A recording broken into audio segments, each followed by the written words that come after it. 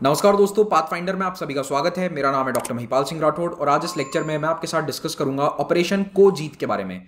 भारत की सेना ने एक ऑपरेशन लॉन्च किया है जिसमें न केवल आर्मी बल्कि नेवी और एयरफोर्स, वायुसेना, थल सेना, नौसेना तीनों मिलकर भारत के कोविड-19 क्राइसिस से लड़ने में सरकार की, सिविलियंस की मदद करेंगे।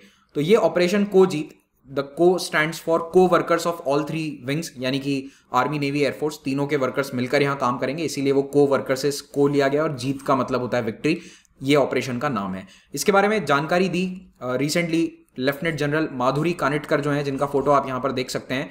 माधुरी कानिटकर जी के बारे में भी थोड़ा सा मैं आपको बता देता हूँ। लेफ्टिनेंट जनरल कानिटकर केवल तीसरी महिला हैं जो भारत में 3 स्टार जनरल की रैंक तक पहुंची हैं, यानी कि लेफ्टिनेंट जनरल के पद तक पहुंची हैं। शी इज अ डॉक्टर, यानी कि जो मेडिकल विंग होता है आर्मी का, उसमें ये ऑफिसर हैं और इस वक्त ये हैं deputy chief of integrated defence staff.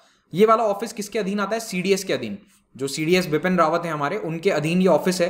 तो deputy chief of integrated defence staff जो है, इनको ये जिम्मा दिया गया है कि कोविड-19 के रिलीफ के लिए ये पूरा ऑपरेशन चलाया जाए। तो ऑपरेशन को जीत के तहत क्या एक्शंस लिए जाएंगे और अभी तक क्या क्या एक्शंस लिए जा चुके हैं, उनके बारे में हम डिस्कस करेंगे इस लेक्चर में। अगर आप मुझसे अनअकैडमी प्लेटफॉर्म पर जुड़ना चाहते हैं, वहां पर मेरी प्लस कोर्स या स्पेशल क्लासेस की अपडेट्स चाहते हैं, इस हैंडल पर मुझे वहां फॉलो करिए। अन्य सभी सोशल मीडिया प्लेटफॉर्म्स पर मैं इस आईडी पर उपलब्ध हूं। इस लेक्चर का पीडीएफ आपको मिलेगा pathfinder_UPSC टेलीग्राम चैनल पर। इस क्यूआर कोड को स्कैन करके भी आप टेलीग्राम लिंक को ज्वाइन कर सकते हैं।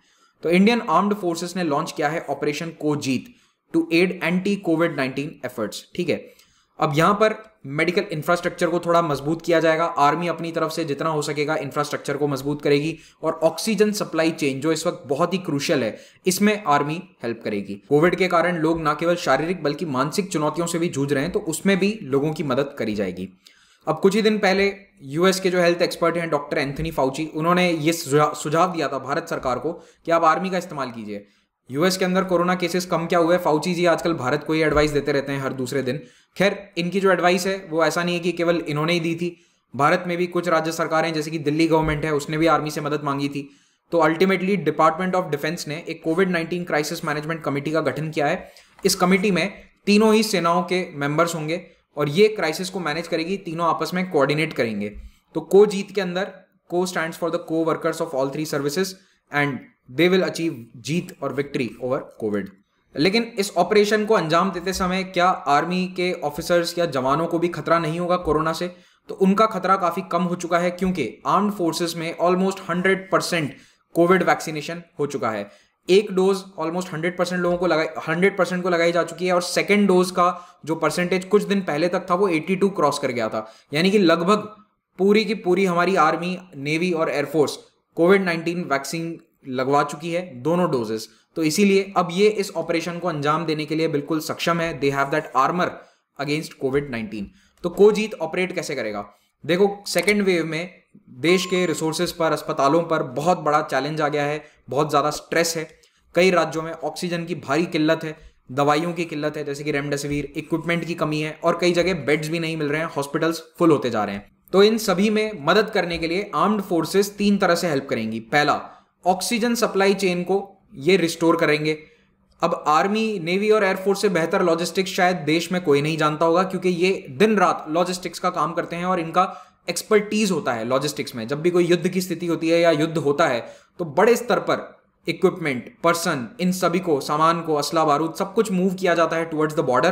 तो लॉजिस्टिक्स में आर्मी के पास बहुत सारे रिसोर्सेज हैं, एक्सपर्टीज भी हासिल है। तो आप जानते ही हैं कि ऑक्सीजन में अभी भारत में एक प्रॉब्लम क्यों आई।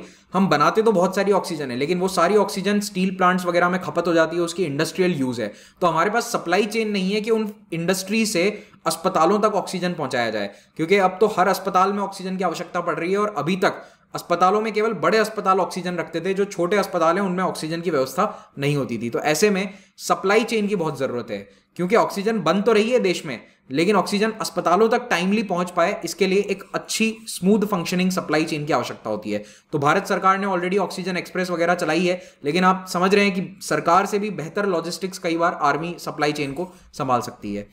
फिर कई जगह पे आर्मी अपने अस्पताल सेटअप कर रही है जो सिविलियंस के लिए भी काम में आएंगे, तो उसमें बेड्स की संख्या बढ़ जाएगी, कोविड बेड्स की। और जहां पर सिविलियन एडमिनिस्ट्रेशन बहुत चैलेंज फेस कर रहा है, वहां पर उनको जो भी एडमिनिस्ट्रेटिव काम होगा उसमें या फिर दूसरे हेल्प जहां पर भी हो सकती है, उस हेल्प को भी आर्म्ड फोर्सेस करेंगे। आर्म्ड फोर्सेस के जो अपने पूर्व कर्मचारी हैं, एक्स सर्विसमैन हैं, इनकी संख्या काफी होती है। तो इनको कोविड अगर हो रहा है तो ये मिलिट्री हॉस्पिटल्स में जा रहे हैं, ना कि सिविलियन हॉस्पिटल्स में। तो दिल्ली और पुणे जैसे शहरों में 400-500 बेड्स के अस्पताल सेटअप किए गए हैं, टेम्परेरी अस्पताल सेटअप किए गए हैं आर्मी के द्वारा, जहां पर डिफेंस के करंट या सर्विंग मेंबर्स या फिर एक्स सर्विसमैन आ सकें। और अभी और कोशिश जारी है कि इन्हीं अस्पतालों की कैपेसिटी और ज्यादा बढ़ा दी जाए, ताकि ना केवल एक्स सर्विसमैन बल्कि सिविलियंस को भी यहां पर लाया जा सके अगर शहरों के अस्पताल फुल हो जाते हैं। कई मिलिट्री अस्पतालों के अपने ऑक्सीजन जनरेशन प्लांट्स हैं, तो इसीलिए उनको बाहरी ऑक्सीजन पर निर्भर होने की आवश्यकता नहीं है, लेकिन उसके बावजूद कैपेसिटी बढ़ाई जा रही है क्योंकि ज़्यादा ऑक्सीजन की डिमांड है इस वक्त। तो कई सारे हॉस्पिटल्स अपने ऑक्सीजन जनरेशन प्लांट्स को बढ़ा रहे हैं, एक्सपांड कर रहे हैं। आर्मी कई हॉस्पिटल्स में नए प्लांट भी लगा रही है, तो 46 ऑक्सीजन जनरेशन प्लांट्स लगाए जा रहे हैं देश भर के मिलिट्री अस्पतालों में। कई जगह जंबो सिलेंडर्स को काम में लिया जा रहा है। जंबो सिलेंडर वो हैं जिनके अंदर बड़ी कैपेसिटी में ऑक्सीजन ट्रांसपोर्ट करी जाती है, स्टोर करी जाती है, फिर उससे छोटे सिलेंडर्स में ट्रांसफर करके पेशेंट्स तक वो पहुंचाई जाती है। याद रखिए, ऑक्सीजन को ट्रांसपोर्ट करने के लिए काफी स्पेशलाइज्ड ट्रक्स की आवश्यकता होती है जिनमें कम टेम्परेचर को मेंटेन किया जा सके, और ऐसे में आर्मी की मदद करने के लिए इंडियन ऑयल कॉर्पोरेशन ने अपना हाथ आगे बढ़ाया है। इन्होंने कहा है कि हम आपको specific transport, specialized transport provide करेंगे। भारतीय वायुसेना ने भी पिछले 2 हफ्तों से अपने हवाई जहाजों का इस्तेमाल किया है ऑक्सीजन को एक जगह से दूसरी जगह ले जाने में। तो ऐसे में जो C-17 ग्लोब मास्टर हवाई जहाज हैं उनका इस्तेमाल किया गया, जिसके अंदर पूरा का पूरा ट्रक समा जाता है, और उन ट्रक्स को एक से दूसरे शहरों तक ट्रांसपोर्ट किया गया है ताकि टाइमली ऑक्सीजन पहुंच सके। क्योंकि अगर सड़क मार्ग से या रेलवे से ऑक्सीजन पहुंचाई जाती है तो 2 से 3 दिन की यात्रा का समय चला जाता है, जबकि हवाई जहाज के माध्यम से केवल 2 या 3 घंटे में ऑक्सीजन एक शहर से दूसरे जगह पहुंच जाती है। नेवी ने अंडमान निकोबार और लक्षद्वीप जैसे आइलैंड्स पर ऑक्सीजन को पहुंचाया है। आर्मी ने अपने कोचेस दिए हैं, कोच यानी कि जो आर्मी के कुछ स्पेसिफिक ट्रांसपोर्ट कंटेनर्स भी होते हैं, ट्रांसपोर्ट ट्रक्स भी होते हैं, और रेलवे के भी डब्बे होते हैं, उनके स्पेशल कोच होते हैं, उनको भी ऑक्सीजन की सप्लाई के लिए या ऑक्सीजन से संबंधित इक्विपमेंट की सप्लाई के लिए काम में लगाया गया है। आर्मी ने अपने 200 ड्राइवर्स को भी इस काम में लगाया है कि ऑक्सीजन की सप्लाई स्मूथली जारी रहे। तो इस प्रकार के प्रयास से डेफिनेटली आने वाले दिनों में कोविड-19 की सिचुएशन भारत में सुधरेगी। अगर आर्मी भी हेल्प कर रही है तो एक बहुत अच्छा निर्णय है ये। लेफ्टिनेंट जनरल कानिटकर के शब्दों में, The whole team is working in a very energized way because a soldier is trained to fight under adverse situation and he doesn't give up. We are not just doctors, we are soldiers.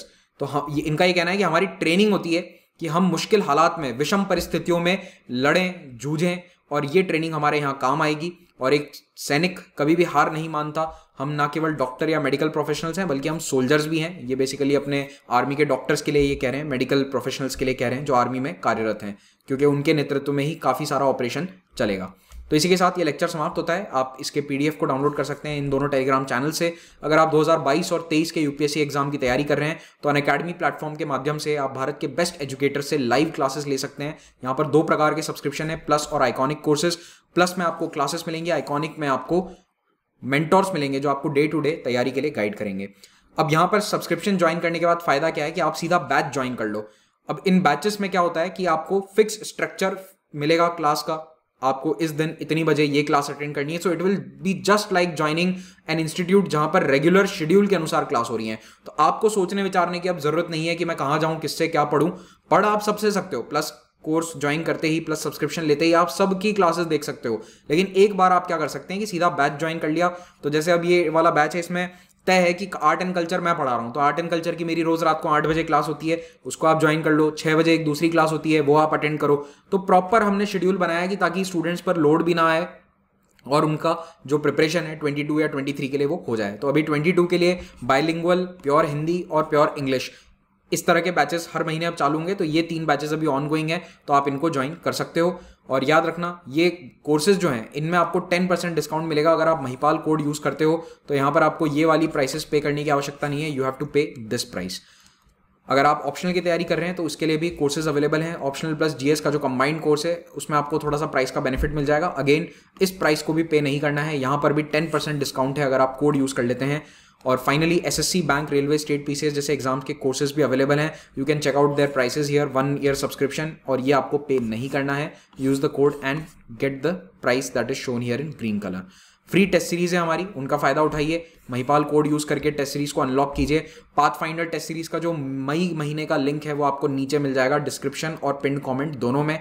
हर रविवार को combat होता है। Combat में हिस्सा लेकर आप Unacademy subscription को as scholarship जीत सकते हैं। तो टॉप 500 रैंकर्स के लिए कोई ना कोई स्कॉलरशिप उपलब्ध है, इसमें हिस्सा लीजिए रविवार को 11 बजे। Thank you very much, have a great day and please subscribe to pathfinder.